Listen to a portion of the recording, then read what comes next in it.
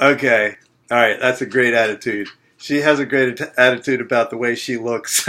She's like, she says something like, "Oh, I don't care. I'm an old grandma anyway." I'm like, "You are a treasure, grandma." All right. So I'm sitting here at the table with Joan Evans again, and Yes. these conversations are bringing up so many interesting things. I just realized when I think about coming to this house, I actually secretly want to go sleep in the room where all the models and trains are. Used to be. Well, used to Mostly be. used to be. Mostly. I mean, there aren't as many there now, but there's still some. And I dropped the story that when I was a kid, one of the things that I loved to do was to build car models. My Uncle Richard had a 1931 Model A town sedan. He had two antique cars. Got to visit him every once in a while. He kind of got me started on interesting automobiles and how they work. And, I was just really loved a funny old car to look at it and ask questions about it and things like that. So I started building some car models. And one day there was a bunch of kids across the street that moved out, and on the front lawn in the trash there was a big box, like a cornflakes box, and it was filled with unfinished car models. So I took that whole box home and I started my own car customizing business. I mean, it took a long time to figure out what parts went into what boxes and what boxes and there were no instructions at all. So it was really hard to figure out which things went together. Some of the plastic colors were the same. So then Joanne started telling the story. Well, I forget your husband's name. Alan. Alan Evans, okay, the papa around here. Papa Alan had this propensity for building fine airplane models. I mean, this guy was like world class, amazing guy. And she dropped a term that I had never heard before called kit bashing, where you actually take a handful of kits and you chop stuff apart and you make something different out of model kits. So tell the story of the big one. Well, there was one big airplane that had just come out. There were no models of that aircraft. However, it was basically the same aircraft but just extended into a much longer airplane. And so my husband said, well, I want to do that. And these kits were not cheap, okay? Like $30 a piece. But he took two of these kits and took the middle fuselage out of the one jet, took the other one, cut it apart, put the piece in the middle to extend it to make the long jet. Now, when he did this, you couldn't find a seam anywhere. He was that good at what he did. And he loved sharing his tips on how he did things. He was not one of these people, I'm not going to tell you how. Because, he would take these things. His favorite place to go was the Airliners International, where people came from all over the world, and these guys brought kits. Well, the first one we went to, he walked in there with his airplanes, and the rest of them looked like shabby jobs a 12-year-old had done compared to his. There was that much difference. It's like he won every prize in every category he had entered. It was nothing for him to win first, second, third place in the category and take the whole thing. But one of the planes that everybody really loved one year was a Delta cargo jet. There's no kit anywhere of a Delta cargo jet. But he took one of the other planes that was not a cargo plane, fixed that thing up so it had a loading area in it, had a place where there were steps coming down out of it. I mean, it was a beautiful model. Took that thing to that Airliners International, and that thing is like, whew, not only did it win first prize in its category, but it won Best of Show. And this was a few years after he'd been teaching the other guys how to build better models. So that some of them could start to win some prizes. He was not a hog. He didn't want to say, I'm not going to tell you how to do this. I win all the prizes. He wanted to share his knowledge so others could build things the way he did them. He was a super craftsman, as was his father before him. Wow. I saw something that his father before him did at one time I couldn't believe. They had a mantel place that was white. It looked like the front of what my old refrigerator used to look like. Okay, I mean, it was white, smooth. You couldn't find a wood grain. You couldn't find any. It was like slick as could be. And he did it all with hand painting. There was no airbrushing, no nothing. Hand painting. So when you come from a family like that, where And his grandfather was a maker of tools for making watches. Not the watches themselves, but the tools to make the watches. Wow. Precision tools. His father was an engineer, okay? But, I mean, he came from that line of men who just believed in doing everything perfectly. The only time I ever saw my husband get really, really mad and really have a temper tantrum, shall we say, he had been working on this one kit and working and working and working and working with it. And then at one point something went wrong and something fell off and he took the thing and he threw it in the garage floor and stomped on it. He was so disgusted. He wanted to be perfect and he couldn't get it perfect. So he was just a perfectionist when it came to that. He loved to detail his model trains as well. Make everything just the way it was supposed to be.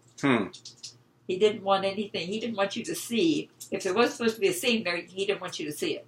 Wow. Yeah, and I was the one who would actually paint in the details on the dashboards for my friends' car models. Like they would bring their tires over, and I would put the white letters on the tires. Yeah. And like the little tiny details. I mean, I didn't do it as much as your husband did, but it was a thing that I was doing when I was a, preteen and a teenager that really, got my attention and my time. I really enjoyed that detail stuff. Yeah. And it's funny because how you use the decals? Did you ever make your own decals? No, I never made my own. Did. I can imagine. He has actually made his own decals, yes. Wow. Uh-huh. Yeah, I remember the whole decal thing. You floated in some water and you slipped it off. Yeah, one of his big projects was I can't remember the name of the airplane now, that his brother-in-law flew in the Second World War doing bombing missions over France. And he made a model of that aircraft down to the aircraft number on the thing, put it on a display where it looked like it was sitting out on the runway, with the doors down, everything. You could see all the detail inside that, everything on that aircraft. It was done so beautifully. He did it for his brother-in-law. His brother-in-law treasured that, had it sitting on his desk, till the day he died. He just really loved that because it was just such a perfect reminder of his years over there. So he took a lot of time and effort on that one, but it was out of love. Now, I'd like to take this into the next generation. When I met my birth father, who I hadn't met until I was 40 years old, when I met my birth father and I met all these half-brothers and sisters, I discovered something. As I talked with them, all of these half-brothers and sisters of mine were either amazing performing artists or really noteworthy marine scientists.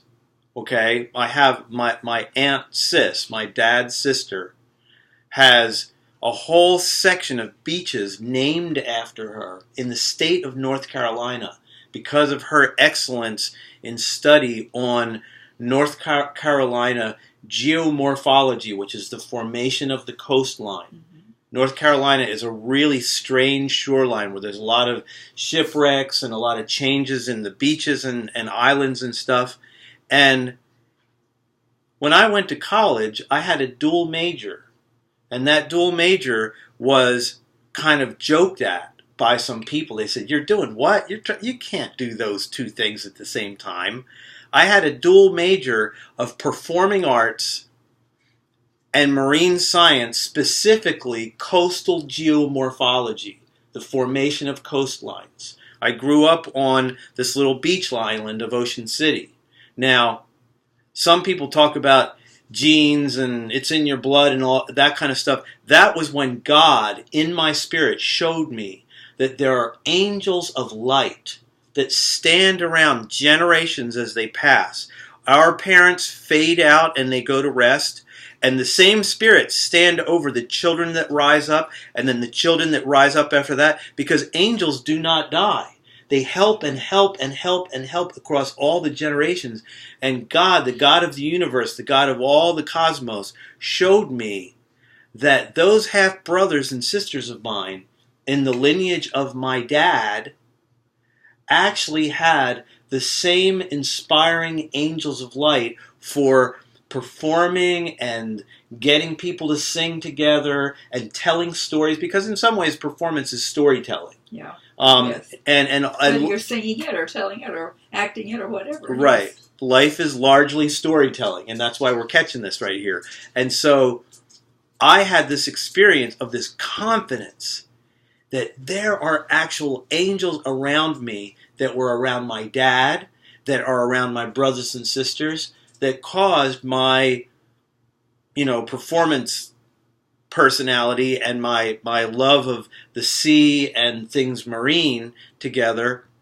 And then there was the influence of my uncle, who was a really precise dentist. He was a dentist. He had fine automobiles, and I just gravitated toward him, and I really learned from him. And I believe that part of the strong angels in his atmosphere really had an influence on me, because he had 3 girls and no sons. Whenever I came over to visit, I would hang out with him in his trains and his cars and this and that, and you could say caught the bug or something. But I really believe that there's a craft spirit or angelic essence. So I'm saying this partly to say to hey Rachel and hey Lexi, Rachel, you have a daughter, and your daughter is in that lineage of your grandpapa.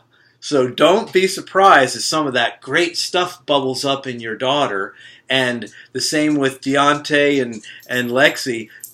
You have an amazing lineage, and I'm trying to give you some of the treats, both of the influence of my life on, the girls that Deb and Linda raised have been a fun part of my life. And I get respected as the Jesus crazy guy that, acts like a papa and visits them every once in a while. And so I'm just catching some more of these stories. And just as a wrap up, we're on 11 minutes now. I don't want to make this too long. I'm going to actually walk through the room here just so you can get a glimpse. You all can get a glimpse at this amazing room. It isn't as amazing as it used to be, but we'll post some pictures. Is there a sliding door here? Here we go. In this room, there are planes flying all over. Every single one of those made with painstaking care. Wow. And this wall used to be all trains and locomotives, which went to other people's precious collections. It's pretty dark in here. But anyhow, that's just a little idea, just a tiny little idea of just how many models came out of this workshop. And from time to time, I'm here. This is basically the disassembled train and plane world. Dun dee dun dun da da da da da da dun da dun dun dun. Yippee!